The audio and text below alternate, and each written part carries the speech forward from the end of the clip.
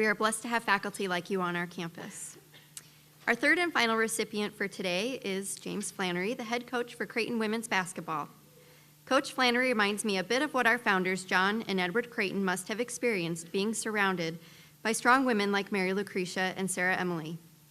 Coach Flanery is surrounded by strong women on a daily basis, and their interactions with him as their coach and mentor only makes them stronger and more independent. He is extremely supportive of the women he coaches and works with, and has been a great mentor for many of them, both on and off the court. He knows the impact positive coaching and lifelong learning has on his players. To learn a bit more about Coach Flanery, I invite Carly Tritz, Graduate Assistant in Athletics, to introduce Coach. Thank you. Good afternoon. My name is Carly Tritz. I am the graduate manager for the Creighton women's basketball team. I recently graduated from here last May, and being a student athlete at Creighton has given me the opportunity to both play for and now work for James Flanery. Coach Flanery, affectionately known as Flan, has made a remarkable impact on my life. This prestigious award is given to those who create an environment that supports the achievements for women, those who encourage women to develop their talents, and those who have served as a role model of accomplishment for them. And Flan has done just that. Undoubtedly, he has made this impact on a great deal of lives, but the influence he has made on my life, both as a student athlete and a young professional, have been parallel to few. His intentions are pure, his heart is full, and his passion is always strong. His love for the sport is matched with his love for the development of his staff members and his players, and is displayed through his tireless work ethic every day. Flan has dedicated a vast majority of his life to creating a program that is full with integrity and one that betters the community around it. By molding and influencing the lives of many young women, Coach Flanery is more than deserving of this distinguished award. One simple example can sum up the kind of person Coach Flanery is. Going into my senior season at Creighton, an ongoing knee injury required me to retire early. And having been on some sort of team my entire life, I feared that my days of belonging to something that were important to me were gone. Many discussions and conversations later, Flan had a decision to make. He was very understanding, and he knew it was more important for me to walk out of here than to play my senior year. I cannot speak for all the head coaches in America, but I do know that not every one of them would have responded the same way he did. Instead of releasing me from the team, he wanted me to stay on the roster and be a part of the group. Not only was I welcomed at every practice, lift, film session, game, and road trip, but I was given special duties during the game, almost as serving as a bridge between the players and coaches. He made me feel important and wanted, regardless if I was the most valuable player or if I was the 13th name on the roster. And this is where I sparked my passion for coaching. I love the bond that teammates have with one another, but the one between a player and a coach is very unique. The way Coach Flanery treats his players is as if they are one of his own, and he feels this burning desire and burning need to do whatever he can to put them in the best, most successful position possible on and off the court. Following my graduation in May, he invited me to join his staff as a graduate manager. By doing this, he has given me the opportunity to see how much I truly want to be a coach and gain extremely valuable experience while getting my master's degree. Without the selfless acts that Flan has done for me, I would not have the platform I do to succeed. I would not be in the position I am today career-wise, and I would not have the same perspective on life, basketball, and relationships that I do. So for myself and every past, present, and future Creighton women's basketball player, thank you, and welcome, and congratulations on this award.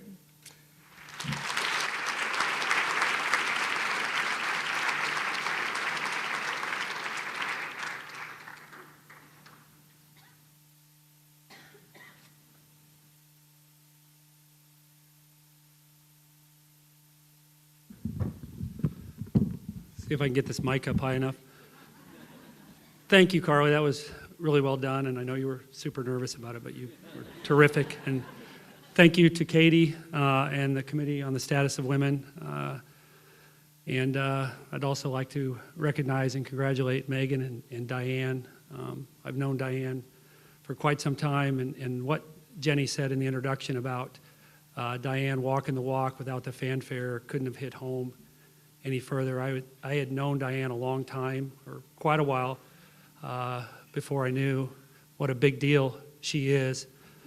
And it's because she never touted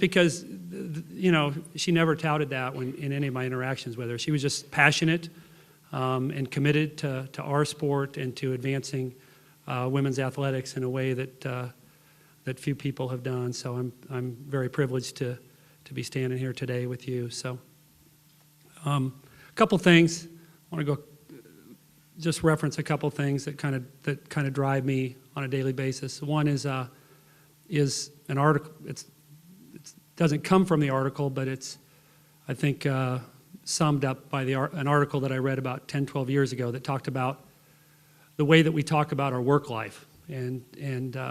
So for those in my father's generation, my mother's generation, when you asked someone what they did for a living, they told you where they worked, because they typically only worked in one or two jobs or one or two places their entire life.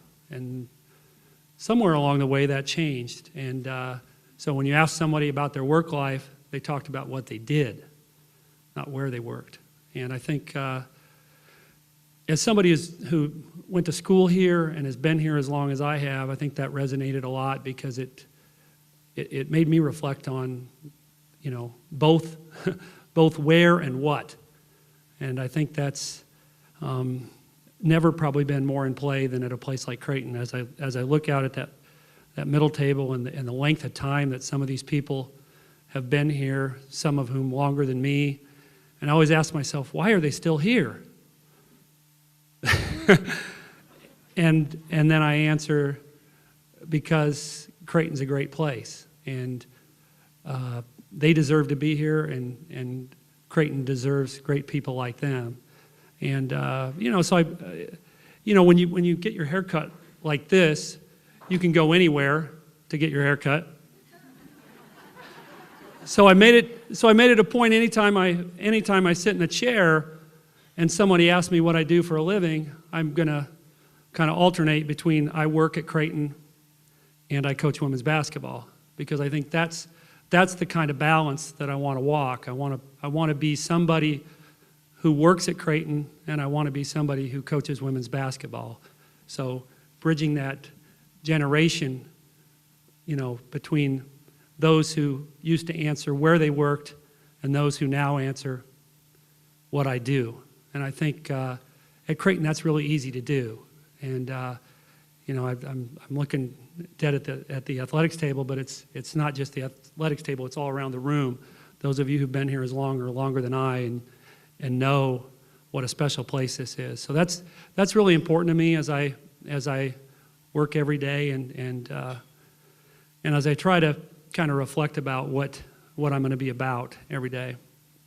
So that's the first thing. The second thing is a couple conversations that I had, and it helps me to kind of reflect upon what the mission of a coach is, what the mission of a teacher is, especially at a place like Creighton. And my sister used to work in student services at a rival Big East school. I won't say which one, but it's in Indianapolis, and it's the only non-Catholic school in the league.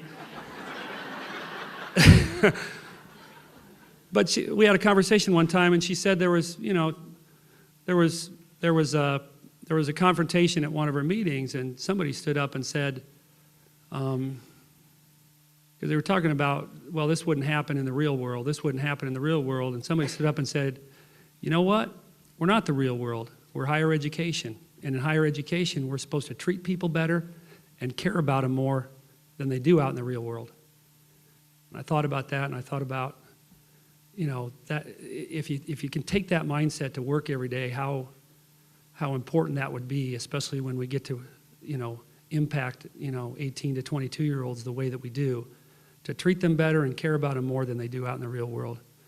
And so I tie that in with a conversation I had with Dr. Fazell, who was my philosophy advisor, and we were talking about I got to go to sports here, but he was talking about the influence that professional sport had on college sport, and the showboating and the lack of sportsmanship, and he was talking about how everything in the life outside of college oftentimes reflects back into college, and what we need to do, and in this context it was what sport needed to do, was to try to have what the college model is reflect onto professional sports, okay, so that we're not taking what they do out there and bringing it here. We're taking what we do here and bring it out there, or take it out there. And I think that, to put those two conversations together That's really a lot of what drives me every day is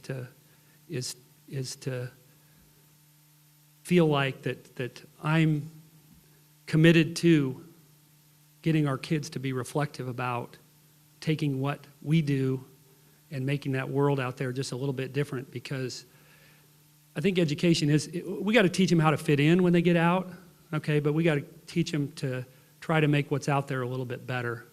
And I think that's a challenge, and that's something that I try to think about and be reflective about, and I fall short in a lot of ways every day, but I think it's important, and I think that's what drives me, or to a large degree what drives me. So, how do you do that? I don't know. I mean, I think it's important that we listen to our students, okay, that we watch them, that we observe them, that we see how they care for each other, and they laugh with each other, and they cry with each other, and they make the bad into the good. And I think coaching female student athletes, I'm very privileged to get to see that on a daily basis. I'm just really fortunate to get to see that. So when I see that, I still have to, take my duty seriously, and that duty is to, I have to hold them accountable. Okay, I have to get them to believe that maybe they're a little bit more capable of doing something than they thought, that maybe they're better at things than they thought.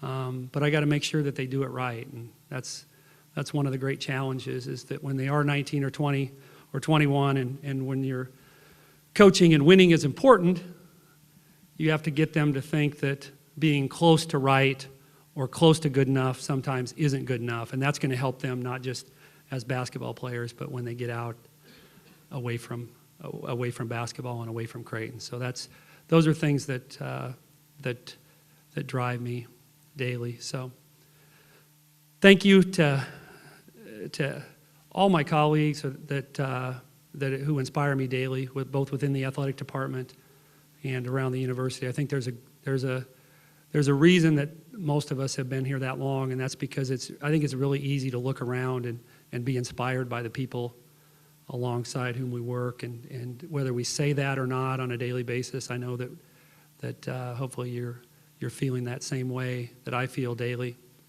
And then two final special shout outs to the two women in my life who teach me what a strong woman is, and that's my wife, Emily, who puts up with the coaching lifestyle.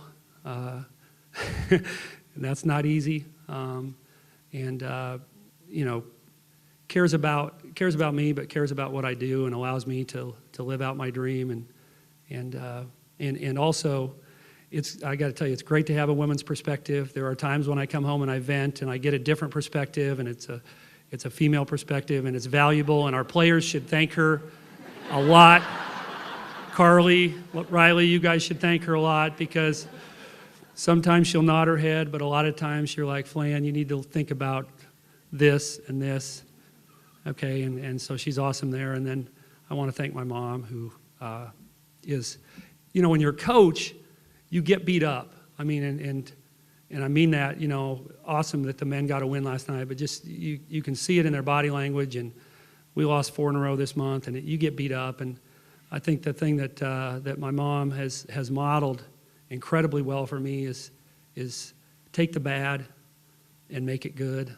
And I just think as a coach, there's no better recipe than that. Take the bad and make it good. And she's had a lot of hardship in her life, and I just feel I've been blessed to have the opportunity to witness, how she takes something bad and finds a way to be thankful about the things that she has that are good. And that's pretty darn important. So I thank all of you, and